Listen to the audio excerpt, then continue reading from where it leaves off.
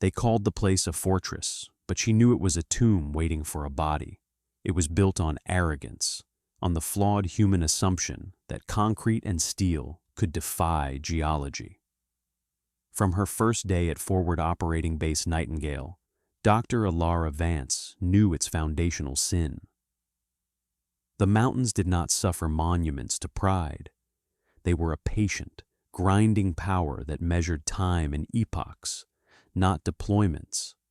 Her job was to listen to them, to interpret their slow, tectonic language, and the whispers she heard were of an ancient, brittle anger. The story of how she came to be there was a classified footnote in a file thick with redactions. A civilian geophysicist and resonant frequency specialist attached to a Tier 1 Special Operations Task Force. She was an anomaly, a ghost in the machine of military hierarchy. They gave her a small, windowless room crammed with servers that hummed with a heat that never dissipated, a space she had converted into a nest of holographic displays and seismic sensors. She slept on a cot in the corner, her dreams filled with the groaning language of deep earth. In a place defined by ballistics and battlefield tactics, she studied the silent, inexorable pressure of granite and schist. She was the quietest thing in the loudest place on earth, and for that she was invisible. FOB Nightingale was perched like a defiant bird of prey in a jagged pass of the Sarikian Dragon's Teeth Range. It was a masterpiece of military engineering, a self-contained city of reinforced concrete and layered defense systems dug into the heart of a mountain. Its purpose was to be the unblinking eye and unsheathed sword in a region of relentless insurgency. The air was thin and bit with a cold that felt personal, smelling of diesel exhaust, ozone from the comms arrays, and the faint, metallic tang of fear. The silence between the calls to prayer that echoed from distant unseen villages was a coiled thing, heavy with the weight of the rock that surrounded them. Every surface was covered in a fine, pale dust, a constant reminder that the mountain was always trying to reclaim what had been carved from its flesh. Her invisibility ended the day Captain Eva Rostova arrived to take command. Rostova was a woman forged in the crucible of conventional warfare, a blunt instrument of policy whose entire being radiated an impatient, crackling energy. She moved with the heavy certainty of someone who had never been told she was wrong, her boots striking the metallic flooring of the command center with the percussive finality of a judge's gavel. Her voice was a tool for projecting authority, sharp and loud, cutting through the low hum of the operations deck. She saw the world as a series of threats to be neutralized, problems to be solved with overwhelming force. Subtlety was a foreign language she had no interest in learning. Vance was in her usual corner of the command center, a space she had unofficially claimed, her attention fixed on a shimmering holographic projection of the substrata beneath the base. Lines of emerald green and sapphire blue traced microfractures and stress gradients in the rock. To everyone else, it was an incomprehensible web of light. To her, it was a living map of the base's greatest vulnerability. The hum of the servers was a constant companion, a white noise that helped her focus on the deeper, slower hum of the earth itself. She was tracking a new resonance, a subtle harmonic that had appeared in the deep earth sensors 3 days prior. It was faint, artificial, and utterly alien to the mountain's natural song. It was a whisper, but it was a whisper with intent. "What is this?" Rostova's voice sliced through her concentration. The captain was standing behind her, a solid, imposing presence that blocked the light.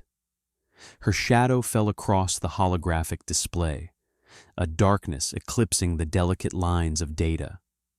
She pointed a rigid finger at the projection. This is my command center, not a university science fair. I want tactical data on this wall, not pretty pictures of rocks." Vance did not turn. Her eyes remained on the data stream. She traced a finger through the holographic light, isolating the anomalous frequency. "This is tactical data, Captain," she said, her voice low and even, a stark contrast to Rostova's parade ground volume. "It's just speaking a language you are not trained to understand." A dangerous silence descended upon their corner of the room. The nearby technicians froze, their fingers hovering over their keyboards. They could feel the sudden drop in atmospheric pressure, the prelude to a storm. Rostova's posture stiffened. She was not accustomed to being addressed with such clinical dispassion, especially not by a civilian who looked more like a librarian than a strategic asset. Vance's unassuming appearance, her plain gray fatigues devoid of rank or insignia, her dark hair pulled back in a severe bun, her movements economical and precise, was a direct affront to Rostova's worldview, which equated authority with its visible trappings. "I am trained to command this installation and the lives within it, Doctor." Rostova's voice was laced with ice. "My concern is with the Koros collective combatants in the valleys, not with seismic trivia. Shut it down. I want satellite imagery of grid sector 47 Gamma on this screen. Now." Vance's fingers moved across her console. A few keystrokes minimized the geological display, replacing it with the requested satellite feed. The image was crisp, showing the barren, wind-scoured terrain of the valley below. It was empty, lifeless, exactly as it had been for the past 72 hours. Vance did not need to see it. She had already correlated the satellite data with her own. The enemy was not in the valley. They were already inside the mountain. She brought a smaller window of her seismic data back up in the corner of her personal screen, a persistent ghost of the truth that only she could see. The alien hum was growing stronger. The confrontation set the tone for the next 2 weeks. Rostova treated Vance with a contemptuous disregard, referring to her as the seismologist or the rock doctor during briefings. She publicly ridiculed Vance's daily reports on substrata resonance, holding one up during a staff meeting. "Dr. Vance is concerned," Rostova had announced to the assembled officers, her tone dripping with sarcasm, "that the mountain is unhappy with our presence. I, on the other hand, am concerned with the enemy I can see, the one who carries a rifle, not the one who lives in her computer." Vance absorbed the insults with an unnerving calm. Emotion was a useless variable, an impurity in the clean logic of her work. Rostova's ego was a predictable phenomenon, a force of nature as measurable as tensile strength or shear stress. It could be calculated, planned for, and if necessary, broken. She continued her work, her focus absolute. She ate her meals at her console, slept in 4-hour increments, and spoke only when spoken to, her answers always brief, precise, and devoid of inflection. Only one person in the entire command structure seemed to grasp that she was not what she appeared to be. Master Chief Petty Officer Elias Thorne, the senior enlisted leader of the attached SEAL team, was a man who moved with the quiet lethality of a predator. He was a legend, a figure spoken of in hushed, reverent tones in the mess halls. He was also a man who had survived 2 decades of asymmetrical warfare by trusting his instincts over doctrine. He never spoke to Vance directly, but she felt his eyes on her. He would stand at the back of the command center, ostensibly observing the flow of tactical information, but his gaze would often drift to her small corner, to the shimmering holograms she commanded. He wasn't looking at the data, he was studying the analyst. He recognized a fellow professional, someone whose competence was a self-contained ecosystem, requiring no external validation. He saw the same monastic focus in her that he saw in his own best operators. The challenge, when it came, was a public execution designed to cement Rostova's authority. It happened during the morning command briefing. The room was packed with department heads, intelligence officers, and team leaders. Rostova stood before the main holotable, a map of the surrounding provinces projected in stark, tactical red and blue. Intel reports a significant buildup of Koros assets in the Tenzin Deep, Rostova declared, her voice booming in the enclosed space. They're preparing for a direct assault. We are going to preempt them. Air assets will begin softening targets at 0600 tomorrow.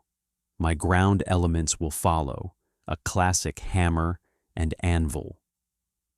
A ripple of confident nods went through the room. It was a standard by-the-book plan. It was also completely wrong. Vance, standing in her usual place at the periphery, felt a familiar, cold certainty settle in her gut. She cleared her throat. The sound was small, almost insignificant, but in the charged silence that followed Rostova's declaration, it was as loud as a gunshot. All heads turned towards her. Rostova's eyes narrowed. "You have something to add, Doctor?" The title was a weapon, meant to emphasize her civilian status, her otherness. "Your intelligence is flawed, Captain," Vance stated simply. The room's temperature seemed to drop several degrees. The Tenzin Deep buildup is a ghost. It's phantom electronic warfare chatter designed to draw your attention and your assets away from the real threat. Rostova took a slow, deliberate step towards her. Her face was a mask of controlled fury. "Are you questioning the intelligence reports from command? Are you, a civilian geologist, claiming to know more about enemy tactics than my entire intelligence division?" "I am not claiming to know more about their tactics," Vance replied, her gaze unwavering. "I am claiming to know more about their technology. They are not preparing to attack you from the valleys. They are preparing to attack you from within the rock itself. The resonance signature I've been tracking has stabilized into a coherent, directional frequency. They are using seismic tunneling technology. They are already under this base. The chatter is a diversion. The hammer and anvil will strike at thin air while they collapse this facility from its foundations." A wave of disbelief and derision washed through the room. Officers exchanged skeptical glances. Seismic tunneling technology? It sounded like something from a science fiction novel. Rostova let out a short, harsh laugh. It was a sound of triumph. She had her opening. "You picked the wrong woman to fight, Doctor," Rostova said, her voice low and venomous, for Vance's ears only, though everyone saw the sneer on her lips. Then she turned to the room. "So, the Rock Doctor believes in subterranean ghosts. Let me be perfectly clear. We will proceed with the operation as planned. We will meet the enemy on the field of battle, not in the realm of fantasy." She turned her back on Vance, a gesture of ultimate dismissal. "This is a military installation, not a place for paranoid delusions. Your clearance to the command center is revoked. Confine yourself to your lab." "Master Chief," she barked, looking towards the back of the room, "escort the doctor out." This was the moment of humiliation, the public shaming. Every eye was on Vance, waiting for her to crumble, to protest, to show some crack in her placid exterior. But her expression remained unchanged. She simply nodded, a small, almost imperceptible gesture of acceptance.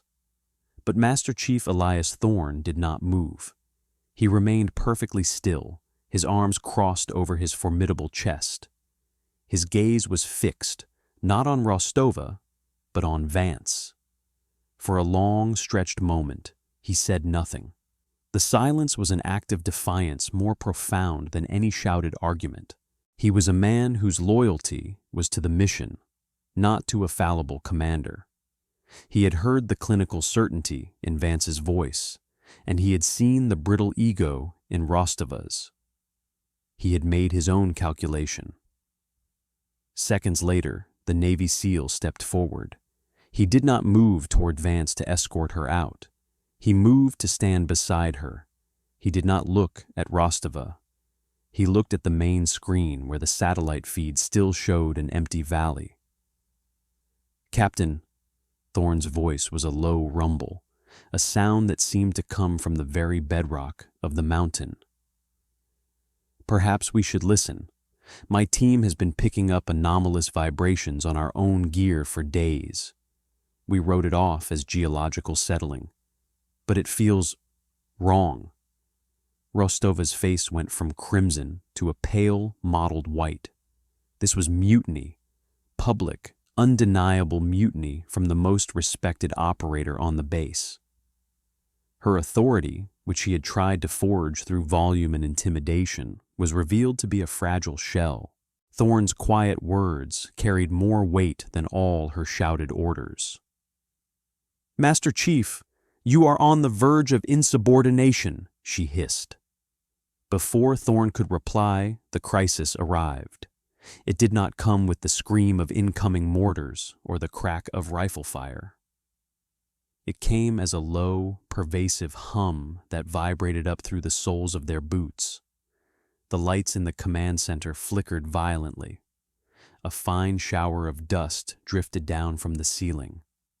A deep, grinding groan echoed through the structure of the base, the sound of a giant in agony. On the main tactical display, perimeter sensors began to blink out, not in a pattern of attack, but randomly across the entire circumference of the base. One moment they were green, the next they were red, then black. Offline. A technician shouted, his voice tight with panic. "Sir, I'm losing the entire sensor network. It's not an attack. The fiber optic lines are being severed. All at once, from below." The grinding intensified. A hairline crack appeared on the reinforced concrete wall behind the main display, snaking its way towards the ceiling like a black viper. The entire command center tilted, a sickening lurch of a few degrees that sent coffee mugs sliding and people stumbling for balance. Rostova was paralyzed. Her plan, her worldview, her entire operational paradigm had been rendered obsolete in seconds. She stared at the map, at the empty valley where her enemy was supposed to be. Her hammer had nothing to strike. Her anvil had nothing to crush. She was a captain on a ship that was sinking from the keel up, and she had no idea how to stop it. She started shouting orders, but they were reflexive, useless. "Get me a damage report. Seal the blast doors. I want eyes on the perimeter." Her commands were swallowed by the rising cacophony of the base tearing itself apart. Her authority had evaporated. The crew looked at her, then at the silent, composed woman standing next to the legendary Master Chief. They saw the failure of orthodoxy in Rostova's panicked eyes, and they saw the glimmer of an impossible solution in Vance's calm. In the moment of collective paralysis, Alara Vance moved. She didn't seize command. Authority flowed to her as a simple consequence of physics, like water finding the lowest point. She walked to the main hollow table, her step steady even as the floor trembled beneath her. With a few swift, economical movements on the console, she wiped Rostova's tactical map from existence. In its place, she projected her own display, the intricate glowing web of the mountain's deep geology. The alien resonance signature was no longer a whisper. It was a screaming blood-red pulse at the very heart of the substrata, directly beneath the base's fusion core. "They're not severing the lines," she said, her voice cutting through the noise with impossible clarity. "They're using a focused resonant frequency to pulverize the rock around the conduits. It's a surgical tool. They are isolating us before they break us." She turned to face the stunned and terrified faces in the room. Her eyes were dark, intense, and completely devoid of fear. "Captain Rostova's methods are no longer relevant. We cannot fight this enemy with bullets or bombs. We must fight them with physics." Rostova opened her mouth to speak, to reassert her shattered command, but Thorn took a half-step forward, placing himself slightly in front of Vance, a living shield of quiet, unassailable authority. He didn't even look at the captain. His eyes were on Vance. "What do you need?" he asked. The question was a transfer of power, an abdication, and a coronation in a single sentence. The compliance was immediate.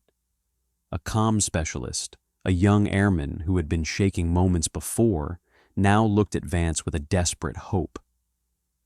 "Ma'am, your orders?" Vance's gaze swept the room, her mind a cold engine of calculation. She was no longer a geologist. She was the conductor of an orchestra of chaos, and she knew exactly what song she needed to play. "I need the chief engineer, now, and I need someone to reroute the primary power conduits from the fusion core. We are going to turn this entire base into a harmonic weapon." Her orders were precise, counterintuitive, and terrifying. She wasn't proposing a defense. She was proposing a tectonic gambit that could shatter the mountain and entomb them all if she made a single miscalculation. She explained it in terms of cold, hard data. The enemy was using a high-frequency, low-amplitude wave to tunnel and cut. It was precise, like a scalpel. To counter it, she would not try to block it. She would overpower it. She would introduce a low-frequency, high-amplitude wave into the bedrock, tuned to the resonant frequency of the granite strata the enemy was exploiting. She would not try to cut. She would try to liquefy. She would turn their own tunnels into their graves. The chief engineer, a man named Jakub, arrived, his face pale with dust and fear. Vance pointed to a schematic of the base's power grid she had pulled up. "Chief, I need you to bypass every safety regulator on the primary power core. You will then channel the entire output, not the operational load, the absolute theoretical maximum, into the deep Earth seismic sensor array." Jakub stared at her as if she were insane. "Ma'am, that's suicide. The system isn't designed for that kind of load. It will create a feedback loop that could slag the entire core. The sensors will be vaporized. We're talking about gigawatts of raw energy being pumped directly into the bedrock."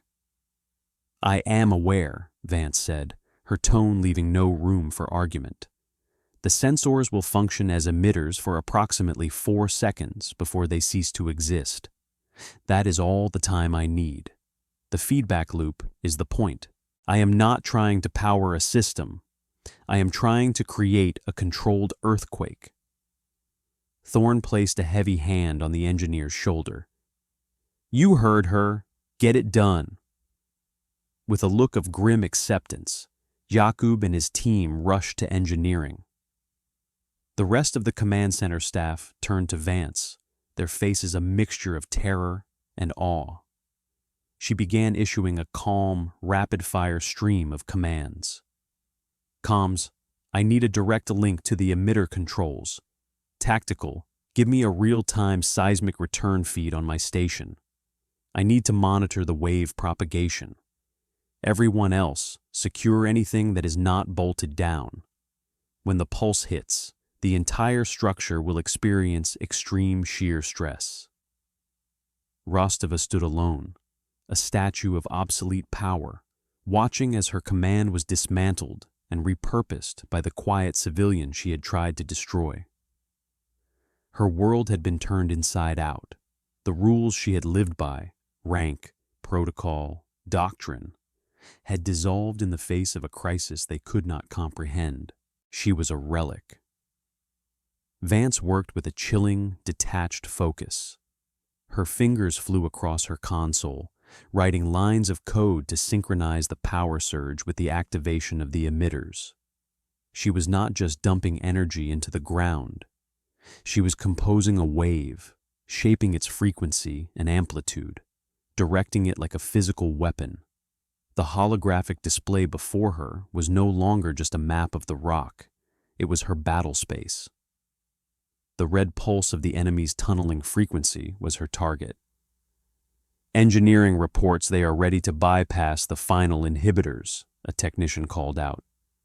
"Stand by," Vance commanded, her eyes narrowed in concentration. She was listening, not with her ears, but with the full sensory input of her station.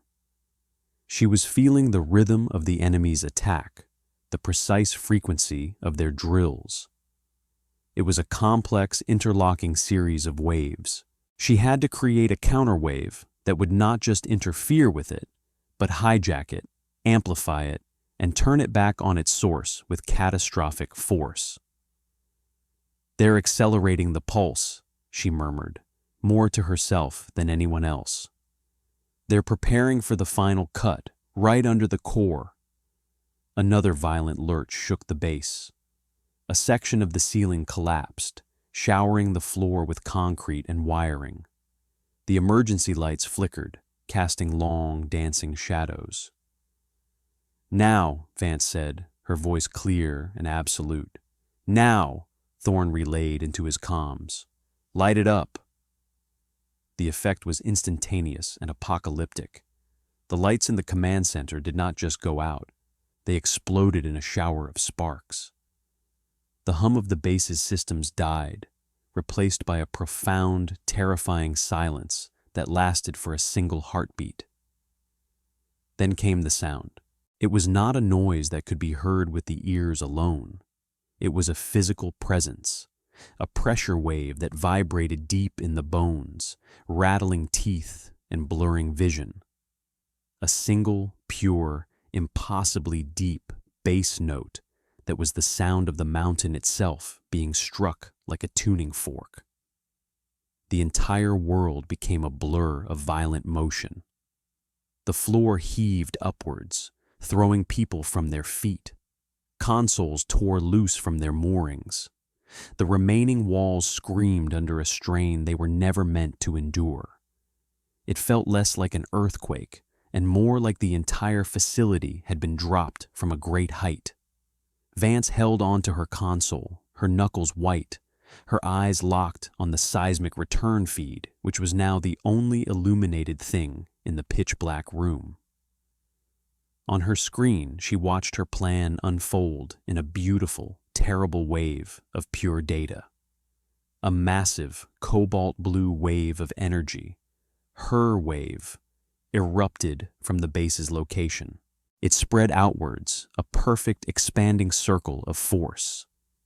When it met the erratic, blood-red signatures of the enemy's tunneling network, it did not cancel them out. It consumed them. The red lines flickered, distorted, and were then absorbed into the advancing blue front, which swelled in power. She had achieved sympathetic resonance. The enemy's own machines were now amplifying her signal, broadcasting their own destruction. The seismic feed showed a cascade of catastrophic collapses. Miles of subterranean tunnels, which had been meticulously carved, imploded in a fraction of a second. The very bedrock, super vibrated beyond its structural integrity, momentarily lost its cohesion, becoming a fluid, grinding mass. The enemy, hidden deep within the earth, was being crushed, buried, and erased by the very mountain they had sought to use as a weapon. The violent shaking lasted for 4 seconds. It felt like an eternity. Then, as suddenly as it began, it stopped. The deep, bone-jarring hum vanished. The shaking ceased. The only sound was the panicked, ragged breathing of the survivors in the dark and the distant, mournful groan of stressed metal. A moment of profound, absolute silence followed the chaos. In that silence, everyone absorbed the twin realities of their salvation and the terrifying power of the woman who had delivered it. The emergency power system kicked in, bathing the ruined command center in a dim, red, hellish light. The room was a wreck, but it was intact. They were alive. On Vance's screen, the seismic map was now quiet. The blood-red signature of the enemy was gone. Completely. The mountain was still, its alien fever broken. The threat was neutralized. In the crimson gloom, Thorne was the first to get to his feet. He scanned the room, his tactical mind assessing the damage and the status of his people. Then his eyes found Vance. She was still standing at her console, her face illuminated by the calm, blue and green afterglow of the geological map. She looked down at her hands, which were trembling slightly, the only sign of the immense strain she had been under. Then, a new sound cut through the quiet. A high-priority comms channel forcing its way through the damaged systems. A crisp, authoritative voice filled the room, a voice that carried the weight of supreme command. "Nightingale Command, this is General Marcus Thorne. Do you read me?" The name sent a shockwave through the room. General Thorne was the commander of all special operations in the theater. He was a 4-star phantom, a man whose name was a legend. Master Chief Thorne keyed his comm. "General, this is Master Chief Thorne. Nightingale is still here. We have sustained heavy structural damage, but are operational. The threat has been neutralized." There was a pause on the other end. Then the general's voice returned, devoid of the expected questions about the enemy or the base's status. He asked a single, chilling question that recontextualized everything. "Is Dr. Vance secure?" The question hung in the air. He hadn't asked for the base commander. He had asked for the civilian scientist. Captain Rostova, who had managed to pull herself up against a bulkhead, her face streaked with dust and grime, froze. The blood drained from her face. She finally understood. Vance wasn't just an asset. She was the mission. "She is secure, General," Master Chief Thorne replied, his gaze still on Vance. "Put her on," the general commanded. Thorne held out his headset to Vance. She took it, her movements calm and deliberate. "Vance here," she said, her voice a quiet murmur. "Report, Chimera," the general said, using a call sign no one in the room had ever heard. The Koros Collective reverse-engineered a rudimentary version of the Jericho Project's Phase 1 resonant tunneler, Vance reported, her tone clinical, as if discussing a lab experiment. Their control system was crude, their power source unstable. They created a harmonic signature that was loud and unsophisticated. I introduced a counter-resonance tuned to the quartz feldspar inclusions in the granite strata. It created a cascading structural failure throughout their network. The threat is eliminated. The technology is contained. "And the base?" the general asked. "Structurally compromised, but viable. The fusion core held. The emitters are slag, as expected. Nightingale is deaf, but it is not blind, and it is no longer a tomb." "Good work, Ilara." The general's voice softened for a moment, a hint of personal connection that spoke volumes. "Now, put Captain Rostova on." Vance handed the headset to the Master Chief, who walked it over to the pale, trembling captain. Rostova took it with a hand that shook. She raised it to her ear, her face a mask of dread. The entire room listened in silence as their commander was dismantled. They could not hear the general's words, but they saw their effect on Rostova's face. They saw her stiffen, her eyes widen in disbelief, then her face crumble as the full weight of her failure and her ignorance came crashing down upon her. Her arrogance, her pride, her rigid adherence to a doctrine that had almost gotten them all killed, it was all stripped away in that one-sided conversation. "Yes, General," she finally whispered, her voice broken. "I understand. Yes, sir." She handed the headset back to Thorne, her movements wooden, robotic. Her authority was not just gone, it had been scoured from her very being. She looked at Vance, not with hatred or anger, but with a profound, soul-shattering incomprehension. She had been playing checkers while her opponent was playing a game so advanced she couldn't even see the board. Thorne put the headset back on. "General." "Master Chief," the general's voice was once again crisp and official, broadcasting for the whole room to hear. "As of this moment, you are assuming temporary command of FOB Nightingale. Captain Rostova is relieved of all duties, pending a full command inquiry. Your primary directive is the security of Dr. Vance. Her operational authority on this matter is absolute. She is the chief architect of Project Chimera. She doesn't just study geology, she weaponizes it. She designed the very systems the Koros were attempting to copy. You had the master key to the lock, Captain, and you tried to use it as a doorstop. Make sure that mistake is not repeated. Thorne out." The revelation settled over the ruined command center with the weight of a physical object. The quiet, unassuming woman in the corner was not just a scientist. She was a weapon designer of the highest, most secret order. The Rock Doctor was one of the most powerful strategic assets in the entire military. The awe in the room was a palpable thing, a mixture of fear and a deep, abiding respect. A new order had been established, not by rank or regulation, but by the undeniable demonstration of superior competence. In the days that followed, a quiet, efficient new reality took hold. Under Master Chief Thorne's command, the base began the slow, arduous process of repair. The atmosphere was different. The loud, performative bravado of Rostova's reign was replaced by a quiet, focused professionalism. The crew spoke in lower tones. They moved with more purpose. They had looked into the abyss and been pulled back by a woman who understood its foundations. Vance was no longer an outsider. She was treated with a reverence that bordered on fear. Technicians and soldiers alike gave her a wide berth, their eyes following her as she moved through the damaged corridors of the base. They did not understand what she had done, not really, but they understood its result. She had saved them all with a power they couldn't comprehend. She showed no pleasure in her victory, no satisfaction in Rostova's fall.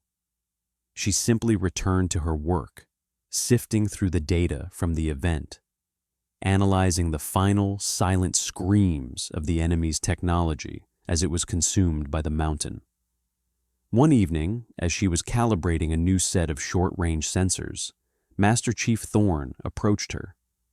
He didn't speak for a long moment, simply watching her work. He held out a steaming mug. It was real coffee, brewed from beans he must have kept in his personal stash, a world away from the chemical sludge served in the mess. She took it, her fingers wrapping around its warmth. "That frequency," Thorne said, his voice a low rumble. "The one you generated. I've heard a lot of things in my life. The sound of a city dying, the sound of a submarine's hull groaning under pressure. But I've never heard anything like that. It sounded final. It was the resonant frequency of the crystalline structures in the granite," she explained, her voice as calm as ever. "Every material has a breaking point. I just helped the mountain find its own." He nodded slowly, accepting her explanation as the profound truth it was. This was not praise or gratitude. It was a quiet acknowledgement from one master of a deadly craft to another. It was a gesture of ultimate respect. He understood that she was not a soldier, but she was a warrior of a different, more elemental kind. He had seen her battlefield, and it was the very fabric of the planet. 3 days later, a black, unmarked osprey descended through the thin mountain air, its engines a quiet whisper compared to the usual transports. It landed on the repaired section of the landing pad, its ramp lowering before its skids had even fully settled. 2 figures in sterile black fatigues emerged, their faces hidden by helmets. They moved with the same unnerving efficiency as Vance. She was waiting for them, a single small, nondescript bag at her feet. She had said no goodbyes. Her purpose here was fulfilled. She had been the key to a lock no one else knew existed. Now the lock was broken, and it was time for her to disappear again. As she walked towards the waiting aircraft, the work on the base momentarily stopped. Every soldier, every engineer, every technician stood and watched her go. They didn't cheer or salute.